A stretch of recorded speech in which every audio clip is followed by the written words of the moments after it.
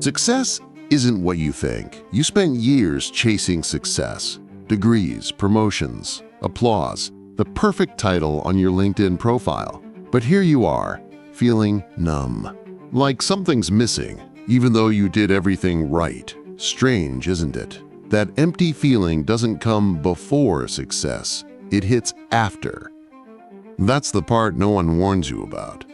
You reach the summit, only to realize the view isn't what you thought it'd be. Success, the way our culture sells it, is a mirage, always shimmering just ahead, always demanding more. You don't achieve it, you feed it, and it feeds on you. It's not about what you built, it's about who was watching. And here's the gut punch. It was never really yours. It was shaped by what other people wanted to see in you. Think of it like wearing a mask so long, your face forgets how to breathe without it. Even the philosopher Alan Watts warned about this trap. He said we spend our lives climbing ladders we never questioned, only to realize they were propped against the wrong wall. You didn't fail. You just succeeded at something that couldn't satisfy you. Because real fulfillment doesn't come from applause. It comes from alignment. But that's quieter, harder to spot. No trophies for it, no metrics. And here's the wild twist. Sometimes success is the very thing that blocks you from knowing who you really are. Because when the performance ends, you're left alone with the silence. So if success isn't the answer, then what is? Let's go deeper. The lie society told you. Society sold you a dream, and you bought it. The job, the house, the carefully filtered Instagram life. You played the game, followed the rules, climbed the ladder. But now you're standing at the top, and something's off. You were promised fulfillment, meaning, joy. Instead, you feel like you're acting happy in a life that looks perfect on paper, but feels hollow in your chest. That's not an accident. That's the system working exactly as it was designed. Capitalism doesn't want you satisfied. It wants you consuming. And it's damn good at convincing you that if you just had a little more money, more followers, more influence, then you'd feel whole. But it never ends. It can't. Because if it did, the machine would stop. Look around. We're drowning in content, comparison, and curated success stories. Social media turns self-worth into a scoreboard. We chase status like it's salvation, only to realize it's just another prison. With better lighting, you don't even know who you're performing for anymore. And that's the catch. When your identity gets built from the outside in, you start to forget what your own voice even sounds like. Think of it like eating candy when you're starving. It tastes good for a second, but it doesn't feed you. And after the sugar high wears off, you're just left empty. That emptiness? That's the post-success void. It's real, it's brutal.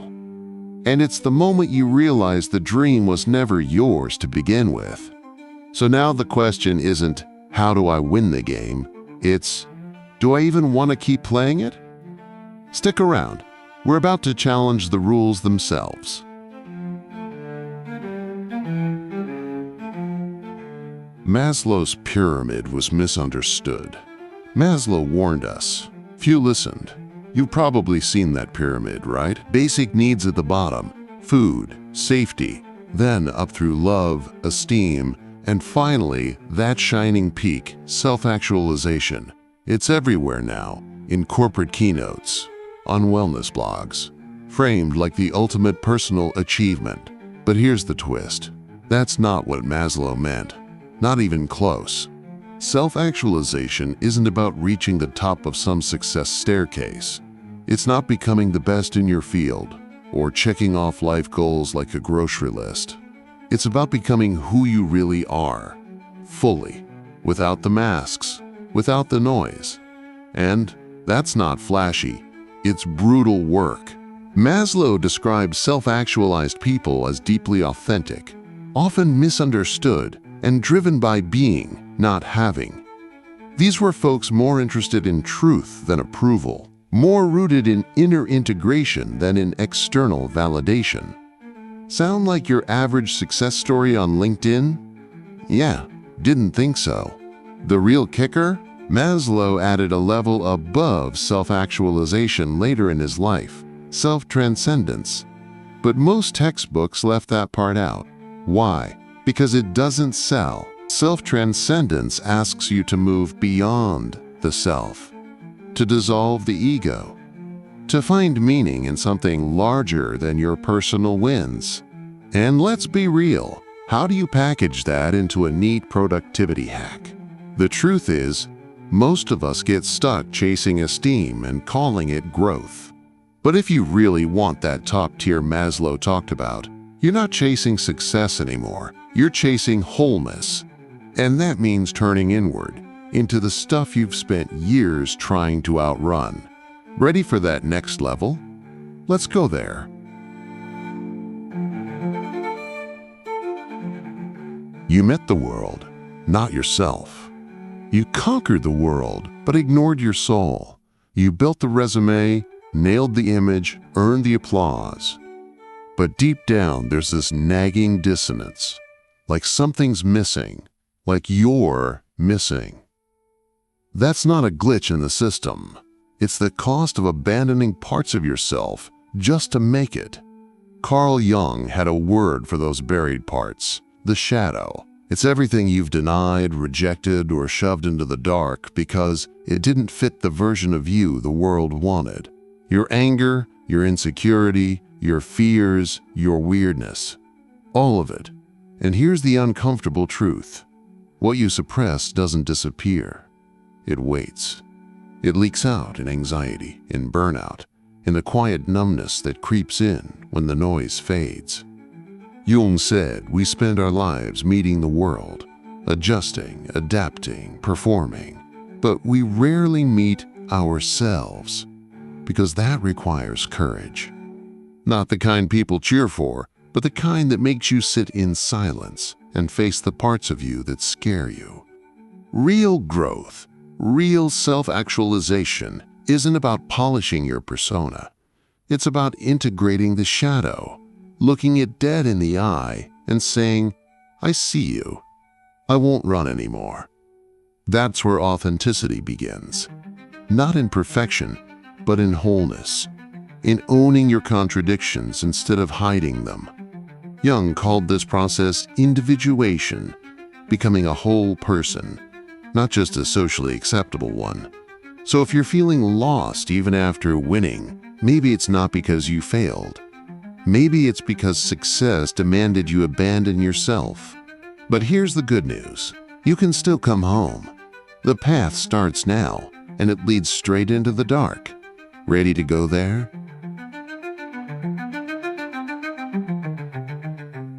The dark side of winning. Winning doesn't fix you. It exposes you.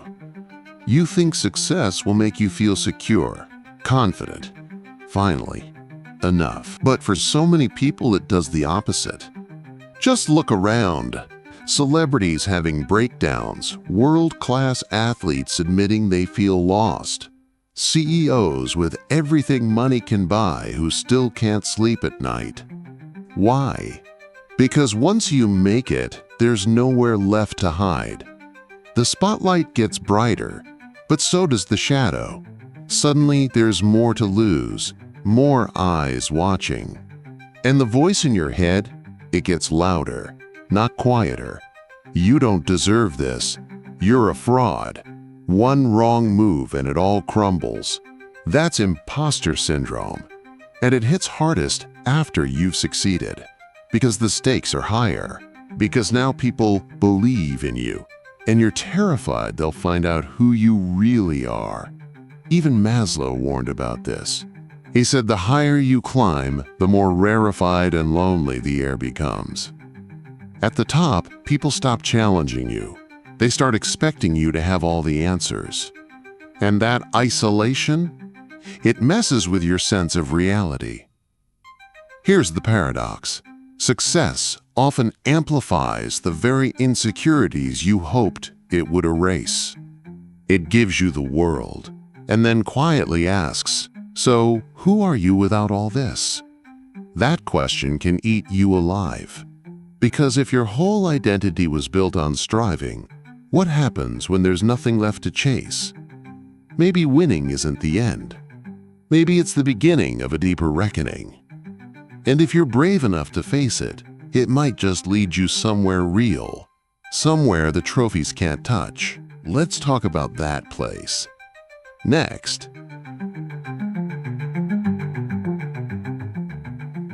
What they never taught you about growth.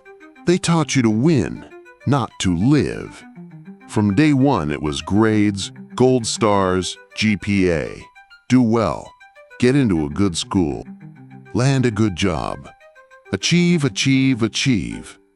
But did anyone ever teach you how to understand your mind, how to process grief, or recognize self-sabotage? Or even sit with silence without reaching for a screen? Probably not, because our education system isn't built for that. It's built to create performers, producers, people who know how to succeed, but not how to feel. We got taught how to write resumes, but not how to handle failure without falling apart. How to climb ladders, but not how to ask, do I even want to be up there? It's no wonder so many people hit their 30s or 40s and suddenly feel lost. Not because they didn't achieve enough, but because they don't know themselves beyond their job title. That's where psychological literacy comes in. It's the missing subject, the one we should have been taught first. It's knowing the difference between your true self and your survival self. It's learning to recognize your triggers, your projections, your patterns. It's about being able to say, this is mine, this isn't, and this doesn't serve me anymore. Real growth isn't just hitting goals. It's knowing what's driving you toward them in the first place. Is it curiosity or fear? Is it love or the need to prove something? Until you ask those questions, you're just running on autopilot with a polished cover letter. But here's the truth. Your inner world needs an education too. And the best part, you don't need permission to start. You just have to be willing to unlearn. Let's start doing that right now. Real success requires inner conflict. You must break before you integrate. That's the part no one tells you. Real success, the kind that actually changes you, doesn't come wrapped in a promotion or a perfect morning routine. It starts when everything you thought you were begins to fall apart, when the mask slips, when the identity you built to survive no longer fits who you're becoming. Jung called this the individuation process, a kind of inner alchemy. And it's not pretty. It's not a TED Talk. It's a descent into confusion, shadow, contradiction. It's the part of the hero's journey after the spotlight fades. When you're alone, staring into the void, asking, who the hell am I without all this? Most people turn back there. They numb out, rebrand, chase the next shiny thing. But if you stay, if you really face what's inside, you'll begin to uncover something deeper. A self that isn't propped up by validation or identity hacks. A self that's whole because it's been through the fire. Jung said, there is no coming to consciousness without pain. Growth doesn't happen in the light. It happens in the wreckage. When the ego cracks wide open and you stop pretending you're okay, that's when the real work begins. That's where integration lives, not in perfection, but in wholeness, the messy unification of all your parts, the achiever, the doubter, the wounded kid, the dreamer. So if you're in the middle of a breakdown, Maybe you're not failing. Maybe you're being called. Because success, real success, isn't the end of the journey. It's the beginning of your return to yourself. And that's where we go next. Stop climbing. Start integrating. Climb less. Reflect more. You've spent years going up, pushing, achieving, proving, but maybe it's time to stop asking, what's next? And start asking, what's real? Because if success left you feeling disconnected, it's not more success you need. It's integration. Start with something simple. Sit with yourself. No distractions. Just a journal, a quiet room, and a question like, what part of me have I been avoiding? Write without editing. Let the raw stuff come out. The fears, the shame, the truths you've buried under ambition. That's where the gold is. Shadow work isn't some mystical practice. It's learning to hold space for the parts of you that feel unworthy, angry, insecure, and choosing not to run from them. It's saying, yeah, this is me too. Set new values, not the ones handed to you by culture or career, but ones that feel true in your gut. Maybe success isn't status anymore. Maybe it's being emotionally available. Maybe it's peace, presence, integrity. Redefine the scoreboard, because wholeness isn't about domination. It's about alignment. It's when your actions match your values, when your inner world stops fighting with your outer performance. That's the kind of success that doesn't leave you empty. It fills you, quietly, steadily. So if you're tired of climbing, good. That exhaustion might be your soul telling you, you're going the wrong way. Turn inward, not to retreat, but to reclaim. That's where the next level lives. And it's not at the top, it's at your core. Ready to meet yourself there? Let's begin. Why this hurts to hear. You've been lied to, but now you know. And yeah, it hurts. Of course it does. You spent years chasing a version of life that was supposed to make you happy. You did everything right. You sacrificed, hustled, pushed through. And now you're being told the ladder you climbed was leaning against the wrong wall. That's not just frustrating, it's grief. It's the grief of a dream dying, the myth unraveling. And it's okay to feel angry, betrayed, even numb. That's part of waking up. You're not weak for feeling it. You're human. But don't stop there. Because here's the truth most people never hear. This discomfort you're feeling right now, it's not the end. It's the beginning. The beginning of something real. When the illusion shatters, the authentic can finally start to take shape. You're not broken. You're becoming aware. And awareness is power. From this place, you get to choose. Not based on pressure, not to prove anything, but from a deeper knowing. From the part of you that's done performing. You don't have to go back to sleep. You don't have to keep pretending. This is your turning point. So yeah, it hurts to hear. But maybe that pain is the sound of something false, falling away. What's left? You. And that's where the real story begins.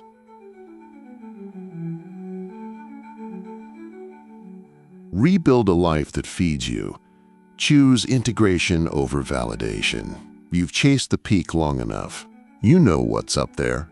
Pressure, loneliness, the hollow echo of applause.